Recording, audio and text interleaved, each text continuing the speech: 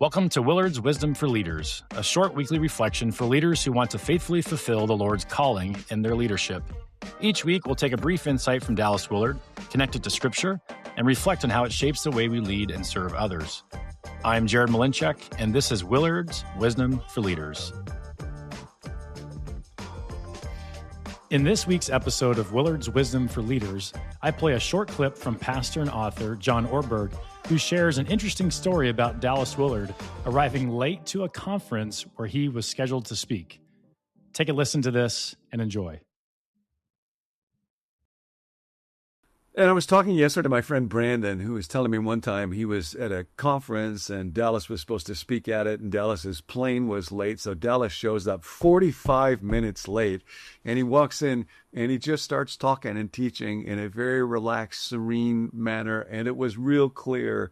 It just did not disturb his body. It did not increase his heart rate. Why? Because over and over again, every day, when there's troubles, when there's confusion, when there's a problem, when he needs wisdom, he was this ontologist who would go to God, who would talk with God, who would surrender to God. And he had discovered at the cellular level in his mental map, the Lord is my shepherd.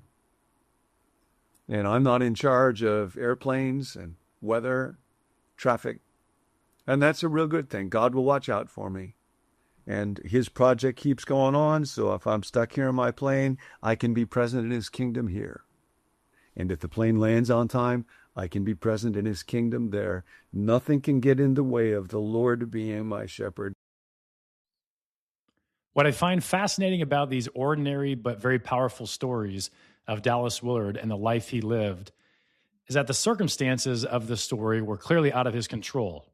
He can't control airplanes, he can't control the weather, he can't control any of those things. These types of things create stress and urgency for most people. But when Willard arrived, he was fully present. He was rested, full of joy, ready to teach. Seems like a small story, but God was with him in his body and in his mind, and he lived his life that way. Willard was like this all the time, according to his peers.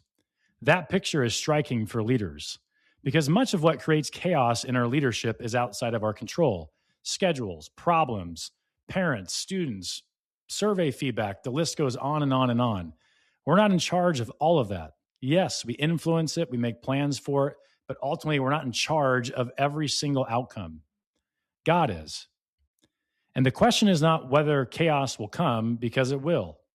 The question is whether we'll step into the reality that God is with us in the middle of all of that. Jesus says in John 14:27, "Peace I leave with you, my peace I give to you. Do not let your heart be troubled or fearful." That kind of peace is not about controlling circumstances. It is about trusting the presence of God within them. As leaders, this changes how we show up. We can be present instead of being hurried. We can be steady instead of being reactive to all of these problems. We can be clear instead of being overwhelmed. Not because everything is under our control, but because the Lord is with us. So here's today's question for leaders.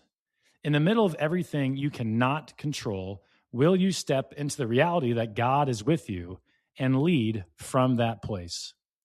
May your leadership be a blessing today.